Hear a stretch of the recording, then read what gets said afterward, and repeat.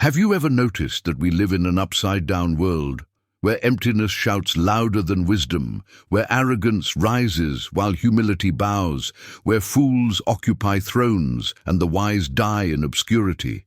This isn't just a bitter observation about the world. It's an ancient truth that whispers through the corridors of history, waiting for someone to finally stop and listen. Think with me.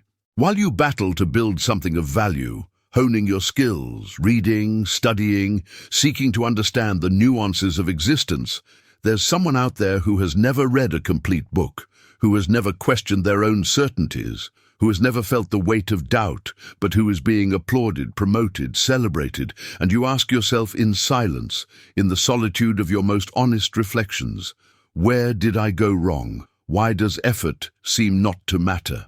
Why is depth punished while superficiality is rewarded? This question is older than you imagine. Plato already observed in the streets of Athens how the sophists, masters of empty rhetoric, made fortunes, while Socrates, who sought truth to its ultimate consequences, was condemned to death. Marcus Aurelius, the philosopher-emperor, wrote in his Meditations about the frustration of seeing mediocre men prosper while the virtuous suffered. It's not an anomaly of our time. It's a pattern that crosses millennia. But here's what nobody tells you. Maybe you're asking the wrong question. Maybe the question isn't, why do fools rise, but rather, what do I still not understand about how the world really works? Because there's something in this dynamic that you need to understand before bitterness consumes you. There's a hidden wisdom in this apparent injustice. And when you finally see it, everything will change. The world doesn't reward wisdom because the world doesn't know how to recognize it. This is the first truth you need to accept. True wisdom is silent, cautious, full of nuances. It understands that every decision has 1,000 faces, that every truth carries its shadows, that nothing is as simple as it seems. The wise man hesitates not from weakness, but from respect for the complexity of reality. He sees what others don't see, and this makes him slow in the eyes of those seeking quick answers. Now think about the fool. The fool doesn't have these restraints. He doesn't see complexity because he doesn't look for it. For him, everything is black or white, right or wrong, simple as that. And in a world that moves faster and faster, that values instant decisions, opinions formed in seconds, conclusions drawn from headlines, who do you think adapts better? The one who hesitates with wisdom, or the one who acts with ignorant certainty? The fool rises because he offers exactly what the masses desire: simplicity, easy answers to difficult questions, convenient culprits for complex problems, promises that sound good without necessarily making sense. He sells certainty in a market starving for it, and certainty, my friend, is the most valuable product in an era of uncertainties. People don't want to think, they want to believe. They don't want complexity, they want comfort. And the fool, without even perceiving his own foolishness, becomes the perfect supplier of this comfort. He isn't tormented by doubt. He doesn't lose sleep questioning whether he's right. He simply acts, confident, loud, visible. And the world, tired of thinking, applauds him for it. Meanwhile, the wise man retreats, not from cowardice, but from consciousness. He knows too much to make empty promises. He's seen too much to offer simplistic solutions. He understands that truth is a mosaic of perspectives, not a single, comfortable answer. And this consciousness, this depth, becomes his own prison.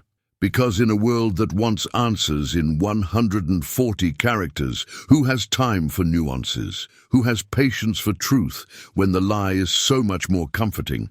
But here's where the story gets complicated, because there's an even deeper pattern operating beneath the surface. Fools rise, yes, but they also fall.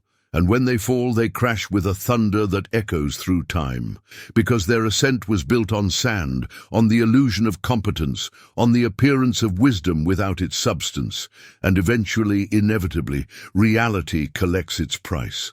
The wise, on the other hand, may not rise with the same speed or visibility, but when they build, They build on rock. Their works survive. Their ideas echo through centuries. Socrates died condemned, but his questions still disturb minds 2,400 years later. The politicians who condemned him? Forgotten, dust in history.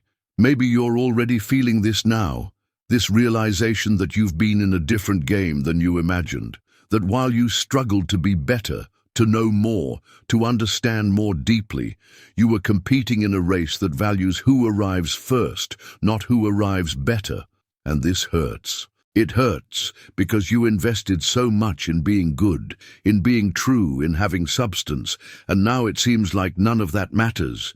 But what if I told you there's a third way, one that transcends this false dichotomy between rising fast like the fool or remaining invisible like the wise man?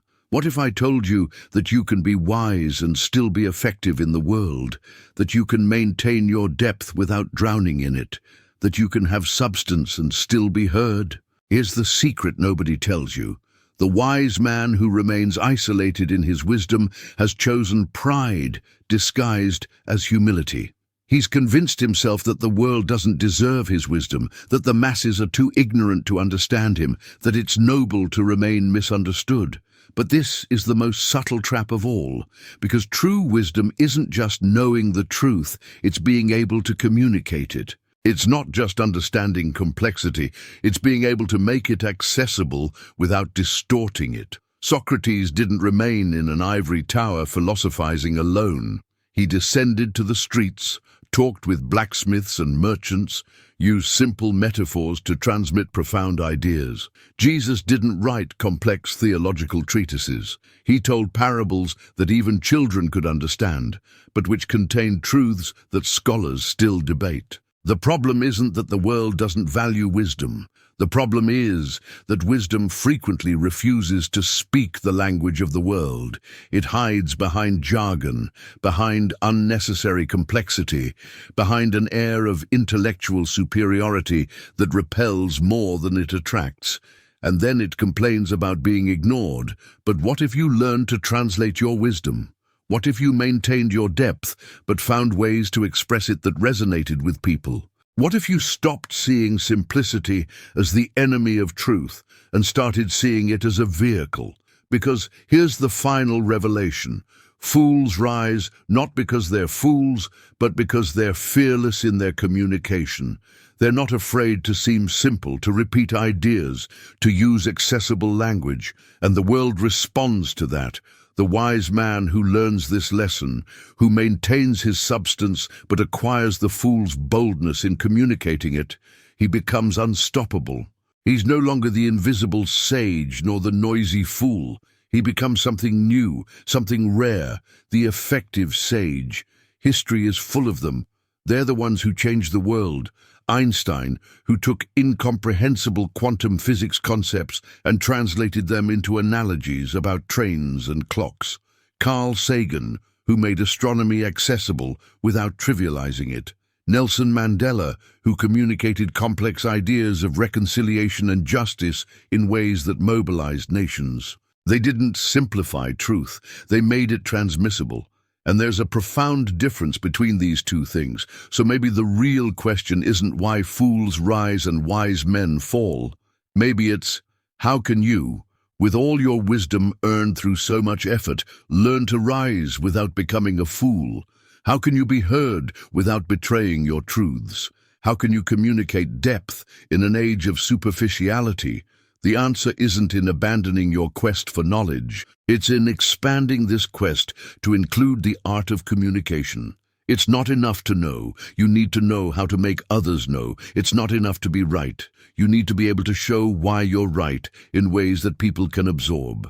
And maybe, just maybe, when you embrace this, when you stop seeing the rise of fools as injustice and start seeing it as a lesson, when you stop hiding behind your wisdom and start using it as a bridge, not as a wall, you'll discover something extraordinary. You'll discover that the world was waiting for you, not for the silent sage who laments in the corner, but for the sage who dares, who communicates, who risks being misinterpreted to have the chance of being understood. This is the sage who doesn't fall. This is the sage who transforms. And when you look back at all those fools who rose before you, you won't feel bitterness anymore. You'll feel gratitude, because they taught you what not to do. They showed you that rising without substance inevitably leads to the fall.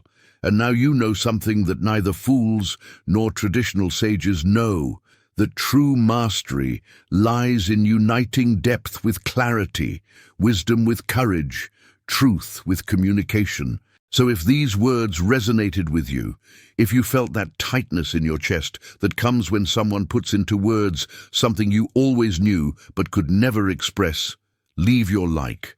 Subscribe to this channel, because this journey is just beginning. And more importantly, share this video with someone you know is struggling with this same question, someone who's tired of seeing mediocrity celebrated while feeling invisible.